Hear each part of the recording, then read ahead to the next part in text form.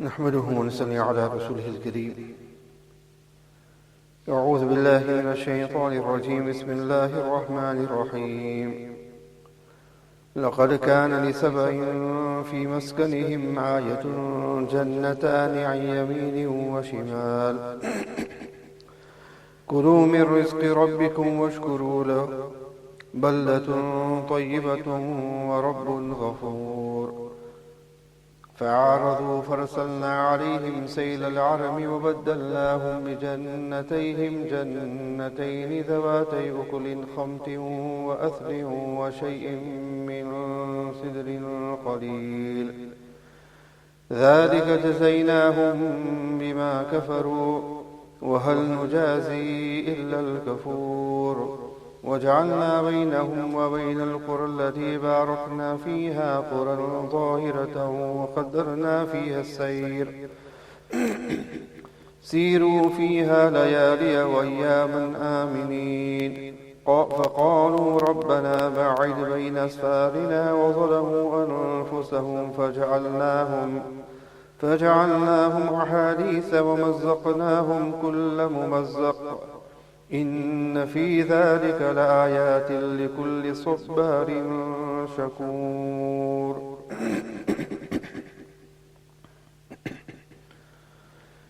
Respectful friends,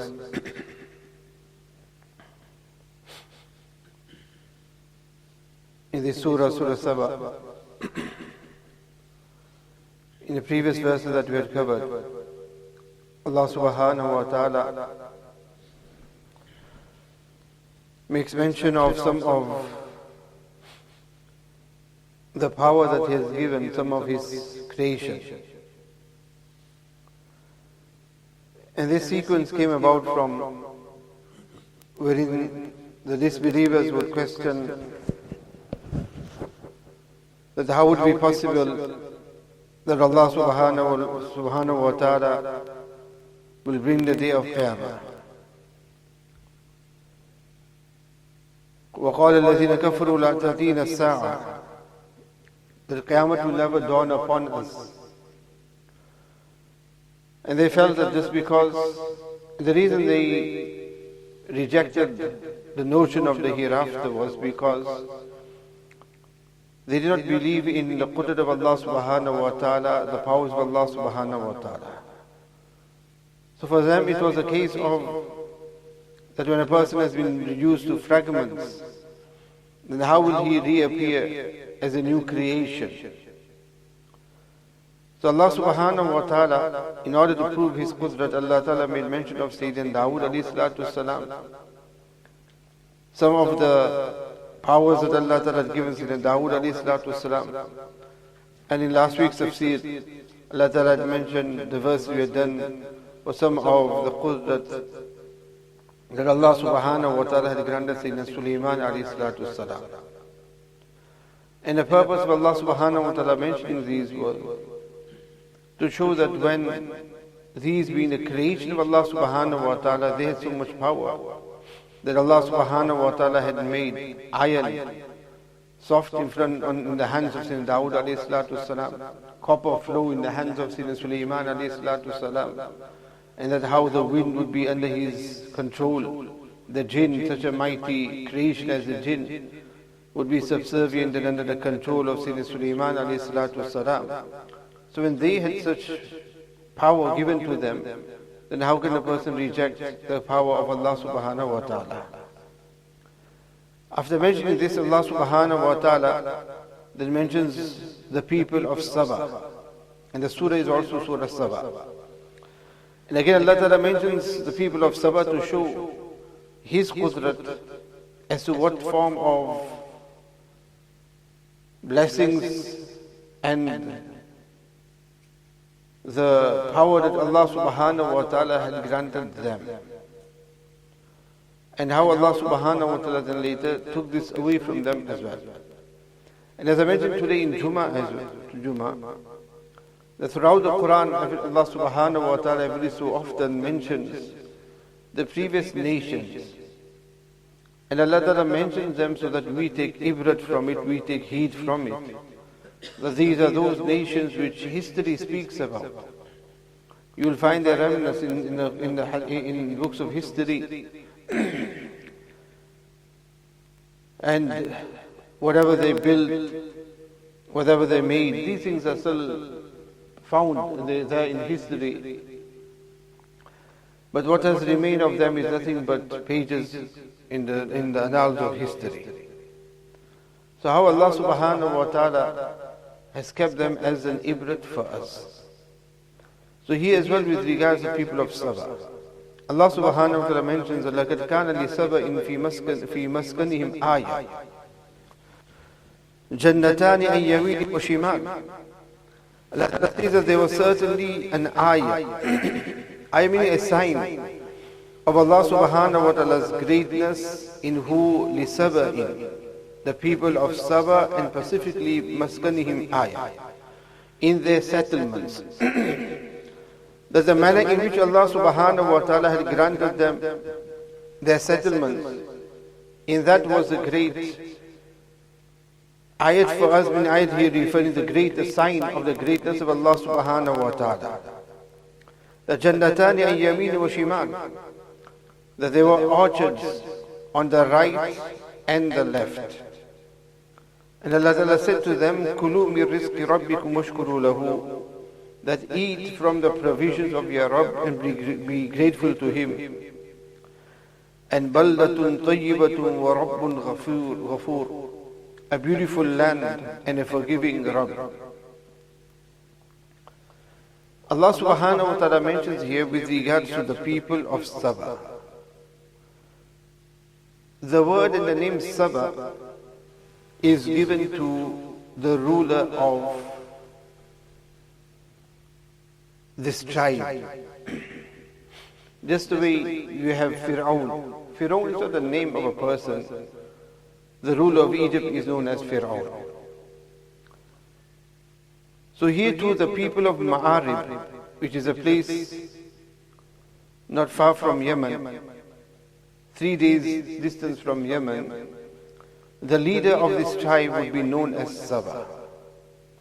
Bilqis was also from this tribe of the people of Saba. Allah Ta'ala mentions that His favors upon them.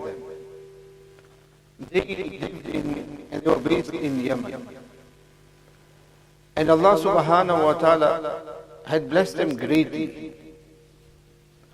How Allah Ta'ala had blessed them is what Allah Ta'ala mentions here, maskanihim, in the place of dwelling, jannatan yamini wa shimal.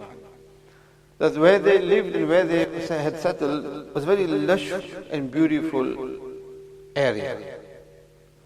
That Allah subhanahu wa ta'ala had made it such that it was very fertile, and they had gardens and yards on both sides of the river, on the right and the left. And these orchards would be on the banks of the settlements. And then Allah subhanahu wa ta'ala provided for them all sorts of beautiful fruits as well. That the Mu'arrikheen mentioned that the trees were so fruit-bearing that a woman would have to, all she would have to do is she would just need to walk beneath the trees with a basket on her head, and the fruits would just drop in the basket. Meaning that each tree was so full and so ripe that there was no need to actually stretch out and to pull and to pluck any of the trees. The fruits would just fall directly in the basket. All sorts of different fruits were available to them. This village of theirs of the Saba was located between two mountains. One of the problems that they had, the issue that they faced was that when it would rain, the city would become flooded because of them being in a valley between the two mountains. So they had this issue with regards to the flood. So what they had decided is that they will make a dam in order to shut off the water, the flow of the water that will come into the city. Some historians mention that it was Bilqis who made the dam, and some say it was made prior to her. And the reason why there is this difference is because these are more related to historical facts. With regards to the people of Saba, the only thing mentioned is in the hadith where a person asked Nabi Kareem sallallahu alayhi wasallam that what is or who is Saba? Is it a person, is it a man, is it a woman, or is it some area, location or land? And Nabi Kareem sallallahu alayhi wasallam said, no, it is a person, Saba, who Allah subhanahu wa ta'ala had given 10 children, and they dispersed, and 6 went to Yemen and 4 went to Sham. In this way, Nabi Kareem sallallahu alayhi wa sallam has mentioned that they spread out in this manner. And then Nabi Kareem sallallahu alayhi wa sallam mentions the various tribes that went to Yemen and the various tribes that went to Sham. And it is from these tribes of theirs as well that you have from the Ghassan, which were in Jaziratul Arab, in Hijaz, and then you have the Aus and Khazraj who also come from them, which were in Madinatul Munawwara, in Yathrib at that time. And they are all from those who left from here when the floods came, which we shall cover very soon. So in this way, most of the facts are those which are related to what is related to history. The leader at the time, his name was Abdul Shams. Who exactly he was, again there is difference of opinion, whether he was from the progeny of Sam, the son of Nuh ibn Nuh alayhi salatu wasalam, or from the progeny of Sayyidina Ibrahim alayhi salatu wasalam. So in this way, they had this issue with regards to the water. So there are these mountains, and the water would flow through the mountains into the city, and it would cause the floods. So what they had done is that they had built and they erected a dam. So the dam does what? It shuts off and it closes and it holds the water before it comes. So, and not only that, but they constructed a dam in such a manner that it was constructed in a manner that it had 3 openings, and at the bottom of the dam they made a lake, and from that lake then there were 12 streams. And these streams would then flow within the city, and the water was directed in such a manner that equal quantity of water would steep and would flow through those streams. So that every part of the city would get equal amount of water. It wouldn't be a case that one section of the city would say that we have more water and they're getting more water than us, so it would be equally distributed within the city. The dam has 3 openings: the top, middle and the bottom. So according to the need and according to where the water would be, if the water would be high, then they would open just the top section and allow such amount of water to flow through. Where that would lower and decrease, subside, then from the middle and then from the bottom. So accordingly they had 3 openings. And in this way the water would flow from there. So they had the water that they needed. And the issue with regards to the flooding, that had also been resolved. So in this way, they lived in great prosperity. And Allah subhanahu wa ta'ala mentions that كُلُوا مِن رِزْقِ رَبِّكُمْ وَاشْكُرُوا لَهُ. This was who? The 13 Anbiya alayhi salatu wasalam was sent to them. Over a period of time, 13 different Anbiya alayhi salatu wasalam was sent to them. And Allah subhanahu wa ta'ala told them, and they were instructed that they should قُلُوا مِن رِزْقِ رَبِّكُمْ وَاشْكُرُوا لَهُ, that they should eat from the provisions of your Rabb and be grateful for Him. So all they had to do was enjoy these bounties that Allah had granted them, and do the ibadat of Allah subhanahu wa ta'ala, be grateful to Allah subhanahu wa ta'ala. And Allah says, بَلْدَةٌ طَيِّبَةٌ, that they were granted a beautiful land. And why beautiful land is that the historians mention that in this city there were no mosquitoes, no flies and no insects or vermin at all. That is how pure the air was there, that there were no such insects at all. To the extent that if anybody from outside would even come there, and if they carried with them any insects or any flies or fleas or anything, that they would just die before they would enter into the city. And it was warm as well, very pure and clean. So the atmosphere itself was such that these insects would not be able to live in it. So that is how clean and pure it was. Absolute ideal to what a person would want. So what more would a person want? You've got fruit, you've got food there, you've got the water, and you're free from these things. And the people were greatly healthy as well, because if the air is healthy, then the food is also going to be just so healthy as well.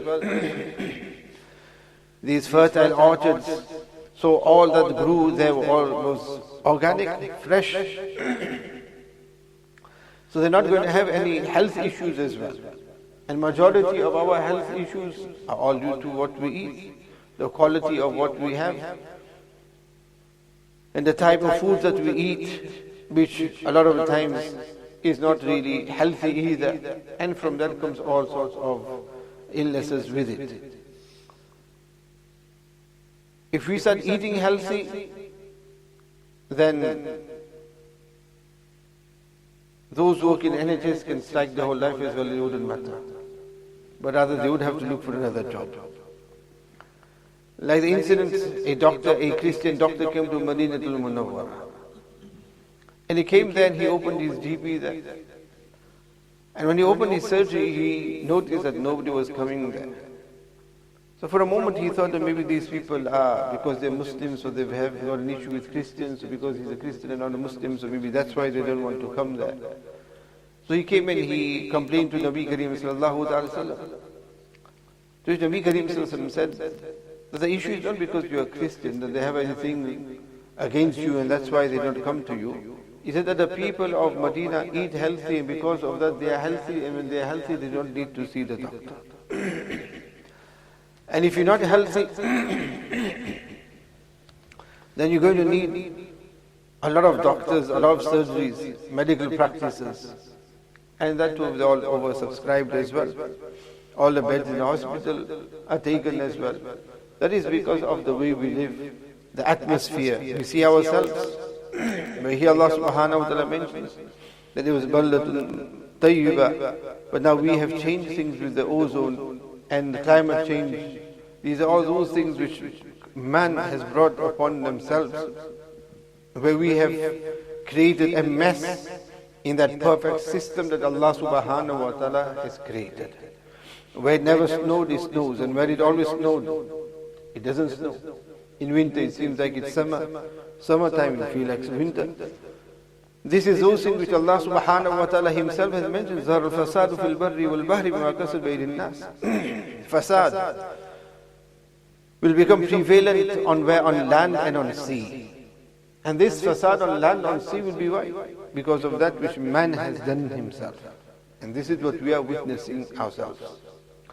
So Allah subhanahu wa ta'ala had granted them all these great bounties and ni'mas of His, where they lived so tranquilly and in such a good manner.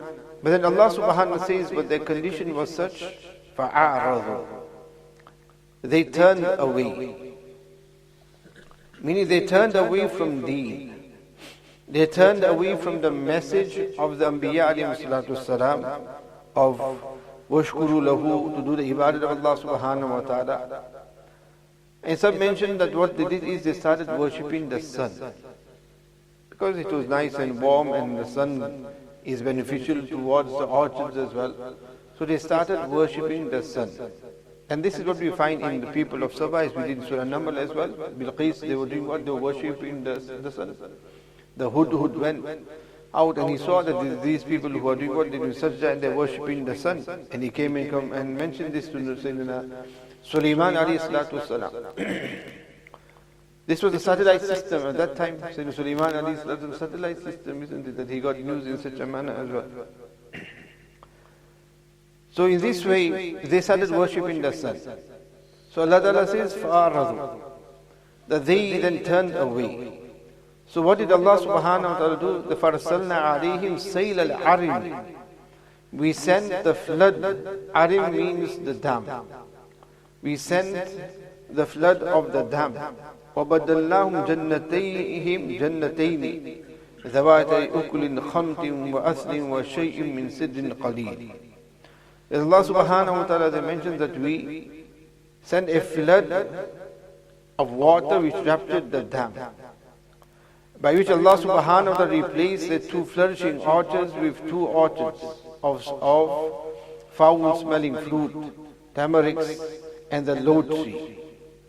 So here Allah subhanahu wa ta'ala says that when these people then rejected, they turned away, they came onto kufr, they stopped making the shukr of Allah subhanahu wa ta'ala, they started worshipping the sun, then this called towards what the azab and punishment of Allah subhanahu wa ta'ala. And how did Allah ta'ala punish them? Allah ta'ala didn't need to punish them externally any other way. The same dam that they had made, which was something that they were so proud of, and that which was helpful and beneficial for them, that itself became an azab upon them. And how did they became an azab? So simple for Allah subhanahu wa ta'ala. This is the qudrat of Allah subhanahu wa ta'ala. So it was a huge mighty dam that had been created and built. But Allah subhanahu wa ta'ala sent a few rats. And these rats then ate away at the foundation of the dam. And then when the rain would flow, when it would rain, the dam would fill. And then with the weight of the water and the flow of the water, if the foundation is weak, then it's not going to hold the banks at all, it's not going to stand. Then it's crumbled, and they were, Allah subhanahu wa ta'ala destroyed them by means of this flood.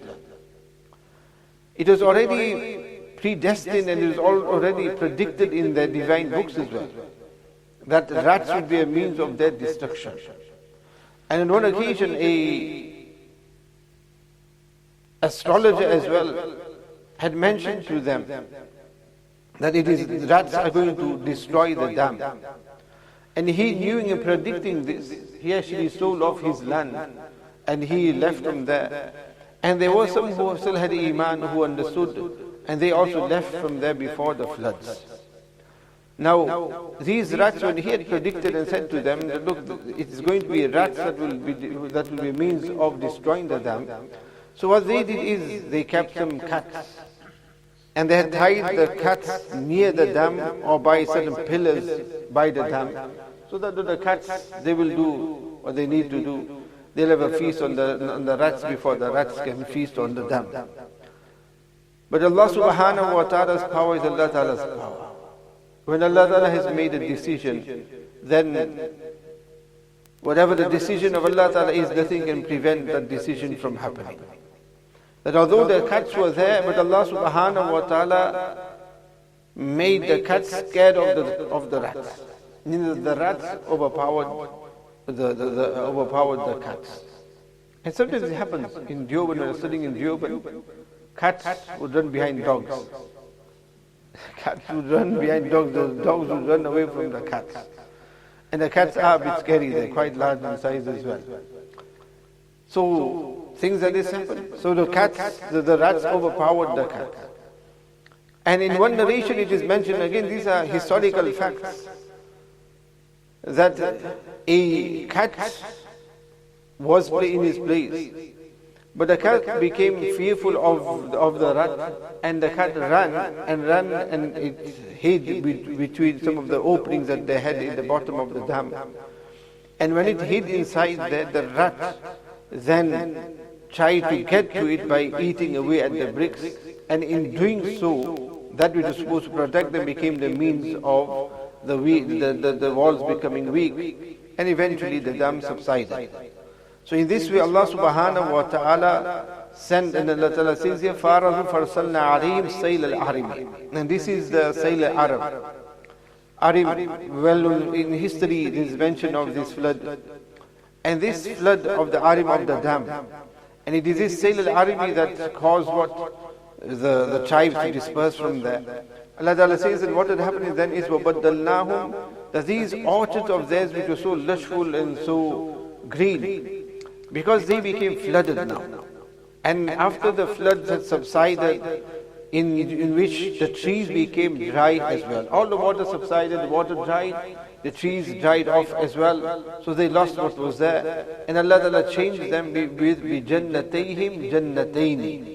Allah subhanahu wa ta'ala replaced them with two orchards, meaning those orchards which were the flourishing orchards, Allah ta'ala changed that with zawati uklin khamtin, foul smelling, meaning bitter fruit. Zawati uklin khamtin means bitter. With fruits now which were bitter.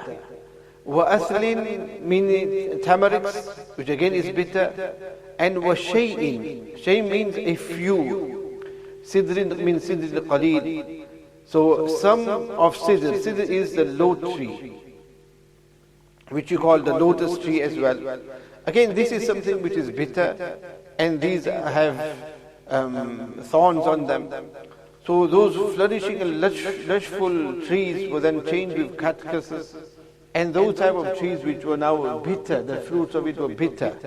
And not only that, but they had spikes on it, they had thorns on it.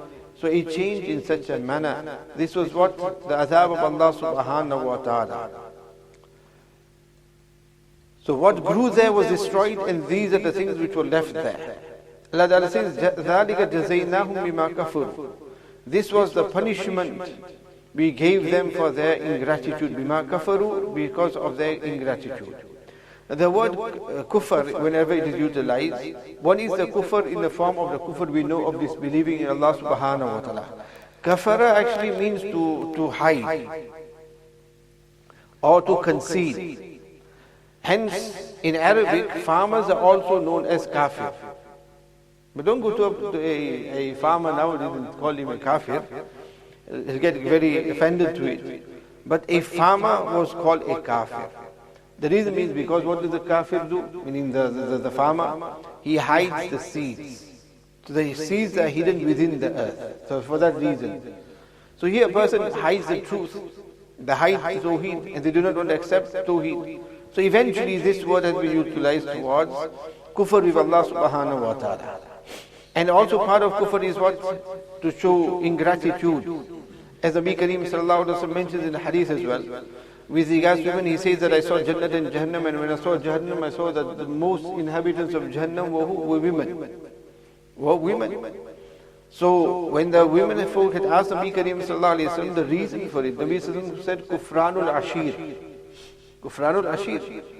So they couldn't understand what would kufr be. Nabi sallallahu alaihi wasallam, likufrihim, because of their kufr.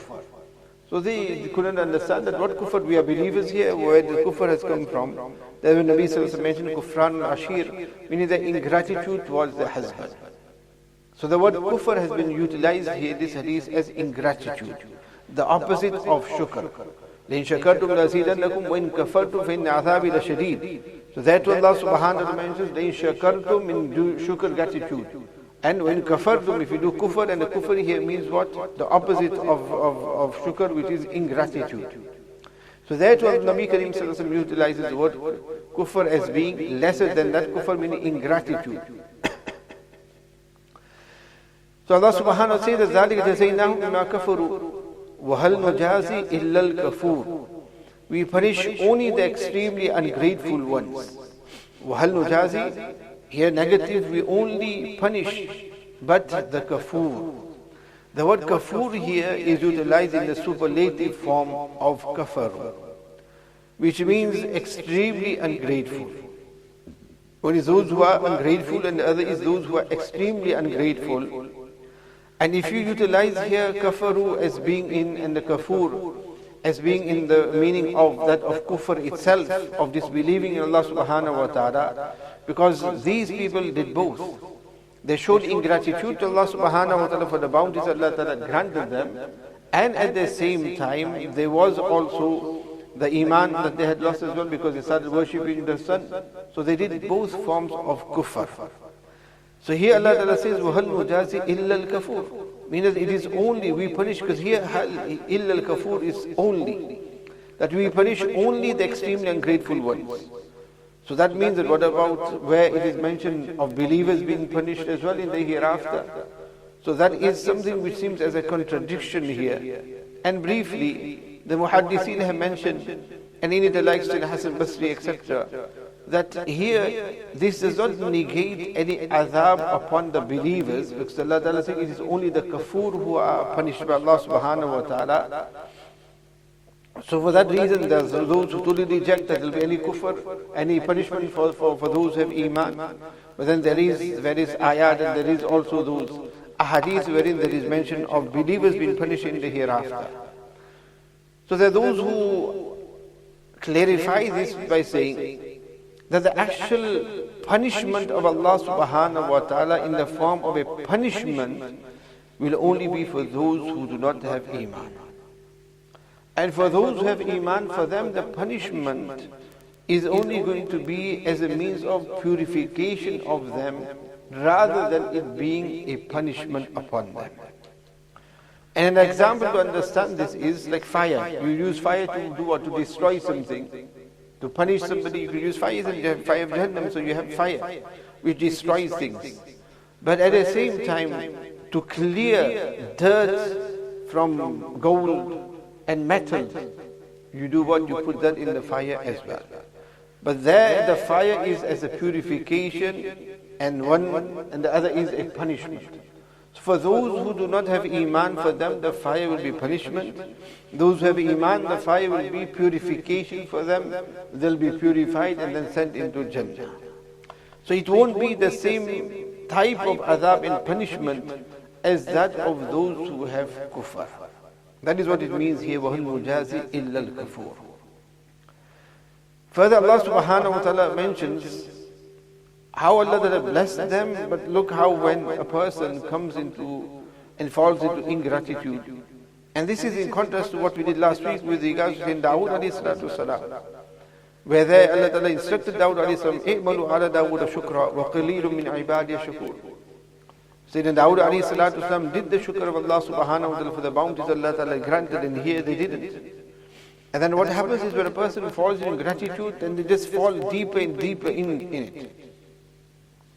Because further Allah subhanahu wa ta'ala says and mentions another great bounty that Allah Ta'ala had granted the people of Saba. وَجَعَلْنَا بَيْنَهُمْ وَبَيْنَ الْقُرَى الَّتِي بَارَكْنَا فِيهَا قُرًى ظَاهِرَةً وَقَدَّرْنَا فِيهَا السَّيْرَ سِيرُوا فِيهَا لَيَالِي وَأَيَّامًا آمِنِينَ. Allah Ta'ala says that between them, وَجَعَلْنَا بَيْنَهُمْ, and we created between them, so between them and the towns that we had blessed, بَارَكْنَا فِيهَا, we had blessed. There was فِيهَا قُرًى ظَاهِرَةً وَقَدَّرْنَا فِيهَا السَّيْرَ. We had made for them villages which were conspicuous, I mean visible. Zahir means those which were visible. And وَقَدَّرْنَا فِيهَا السَّيْرَ, we made their journey easy for them, meaning the stages were made easy for them. So that سِيرُوا فِيهَا, travel therein, لَيَالِيَ وَأَيَّامًا آمِنِينَ, day and night peacefully. Traveling is something which is a necessity. For us, maybe it isn't so necessary because we can get so many things within our city itself. And now we have where you just sit here and you get things delivered to you from outside and from all over the world. But in the past, that wasn't the case. People would have to travel. Travel was essential. And travel was not as secure as it is nowadays.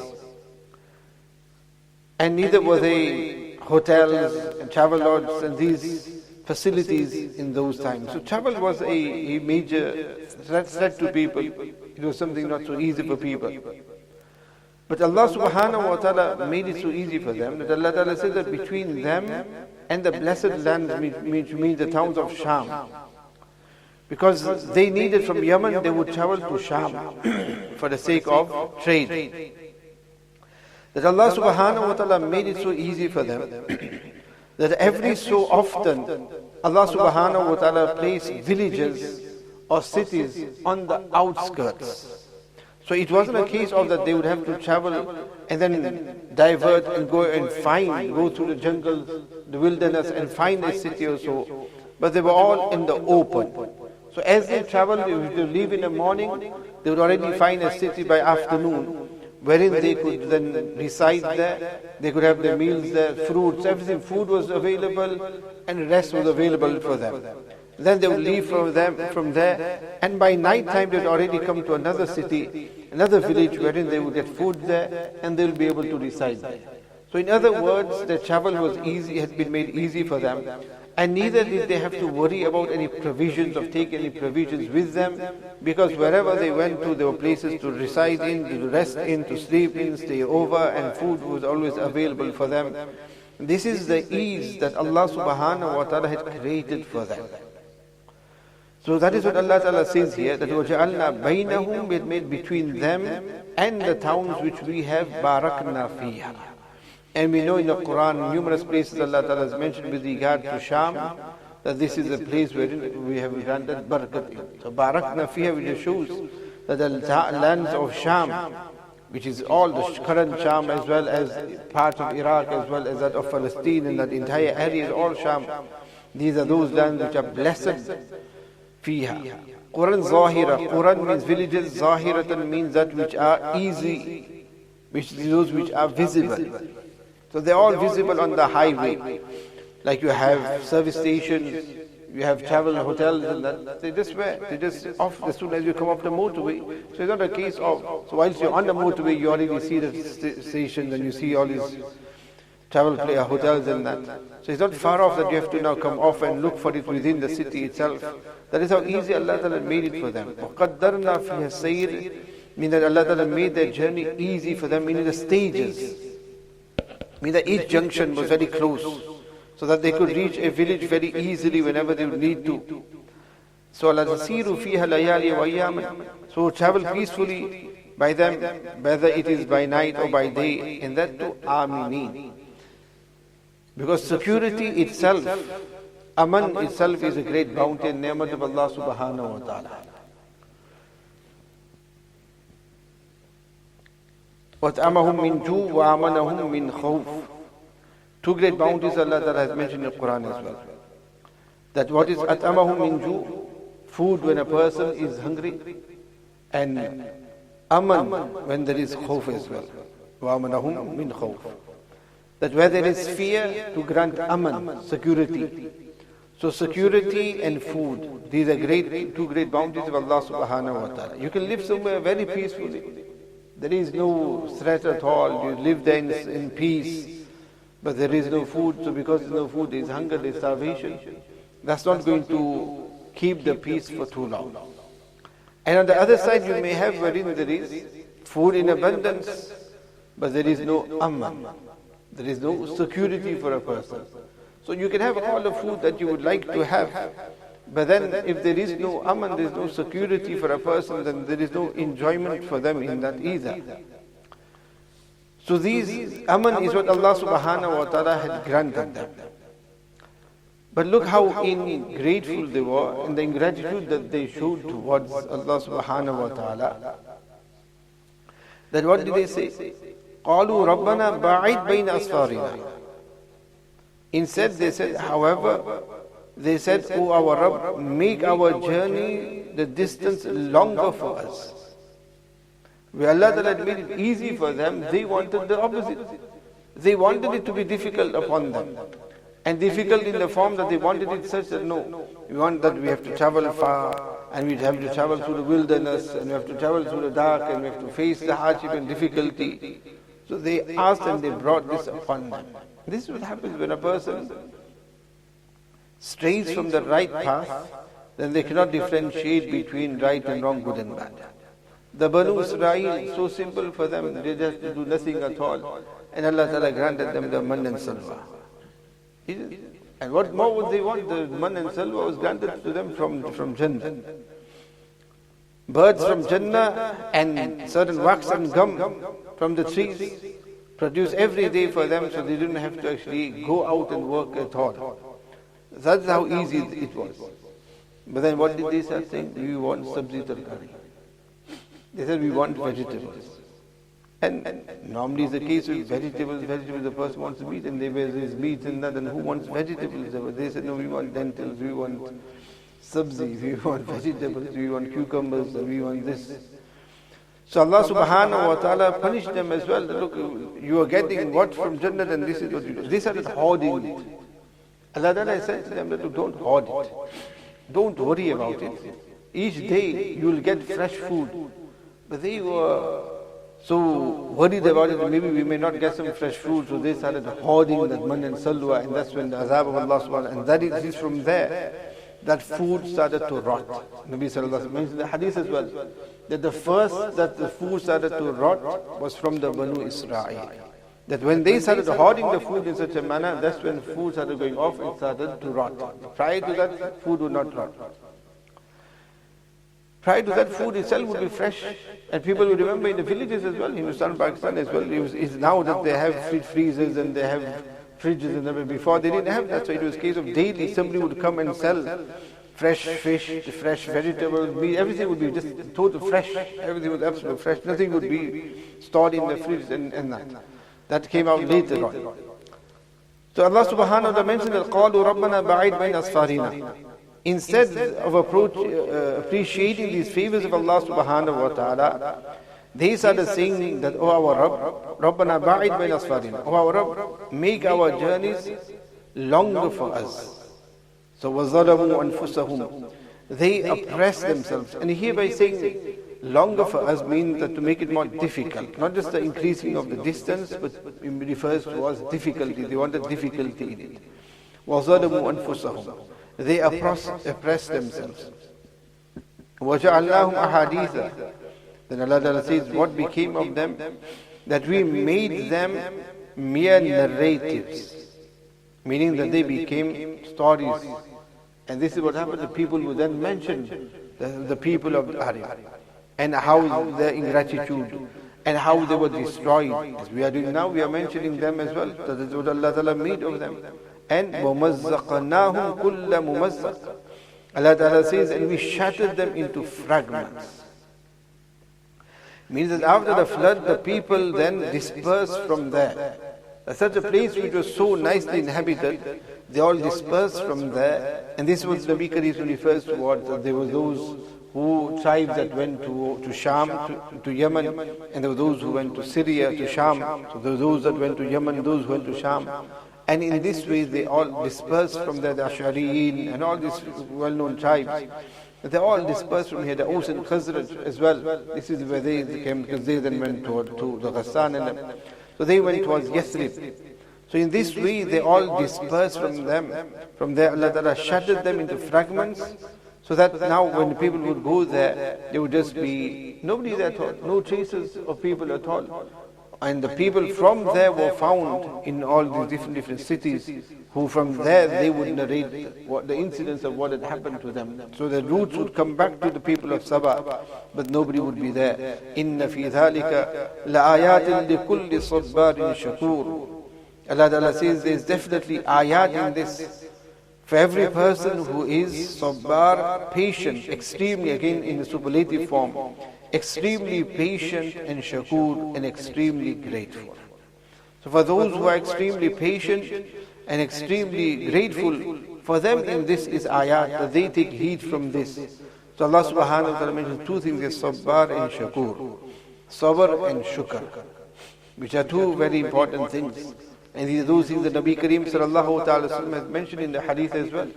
Ajaban li amril mu'min. إن أمره كان له خير إن أصابته سراء شكر فهو خير له وإن أصابته ضراء صبر فكان خير له. That the believer, his condition is so unique. Any hardship falls upon him, he does sabr, and that is best for him. And any good comes on him, he does shukr. Any difficulty comes upon him, he does sabr. And in both conditions that he is in, he is in the best of conditions. Another riwayat Nabi Kareem Sallallahu Alaihi Wasallam mentions, difficulty comes his way, he does the praise of Allah Ta'ala. Good comes towards his way, he does the praise of Allah Subhanahu Wa Ta'ala. So this is the way, and this is the quality of a believer. That in all situations, in all qualities, it is always win-win. There is no loss. Every condition, it is win-win for a believer. Hardship comes upon him, he deals with the hardship with sabr. And if he deals with hardship with sabr, then that hardship has become a win solution for him. And when goodness comes his way, he deals with that with shukr, so that goodness has become a win for him as well. And that is what Allah subhanahu wa ta'ala mentions here, Inna fi dhalika la'ayatin likulli sabbarin shakur. For each one, for those who have this quality of sabbar and shakur, of being patient. Another Mufassirin have mentioned here, sabr refers to the general meaning of sabr. One is the known common meaning of sabr as in patient, and the other meaning of sabbar is the ta'at of Allah subhanahu wa ta'ala, staying away from disobedience of Allah ta'ala. So for them, means those who stay away from disobedience of Allah ta'ala, and those who show extreme gratefulness towards Allah subhanahu wa ta'ala. And finally, what is the ayat? What is The sign of Allah subhanahu wa ta'ala in this, look how Allah ta'ala had given the people of Saba such bounties, such ne'mas and bounties of His. But they showed ingratitude towards it. And whenever you show ingratitude to any bounty of Allah subhanahu wa ta'ala, that bounty of Allah subhanahu wa ta'ala is taken away.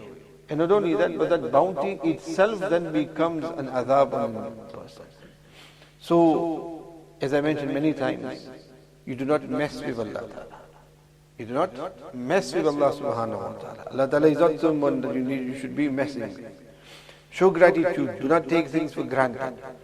Do not flaunt to the disobedience of Allah subhanahu wa ta'ala. Do not remain firm on the disobedience of Allah subhanahu wa ta'ala. Make tawbah. And do not try it on with Allah subhanahu wa ta'ala.